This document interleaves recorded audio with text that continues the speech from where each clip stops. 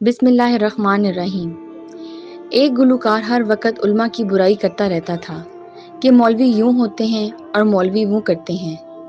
ایک دن اس گلوکار کو کوئی بابا جی مل گئے۔ یہ حسب عادت شروع ہو گیا اور مولویوں کی برائیاں کرنے لگا۔ بابا جی خاموشی سے سنتے رہے اور مسکراتے رہے۔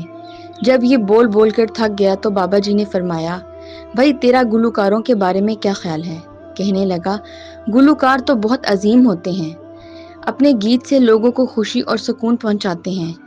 بابا جی نے فوراً کاغذ کا ایک ٹکڑا نکالا اور اس کے سامنے رکھ کر فرمایا، بیٹا اس پر لکھ دو کہ جب میں مروں تو میرا جنازہ مولوی سے نہیں کسی گلوکار سے پڑھوایا جائے۔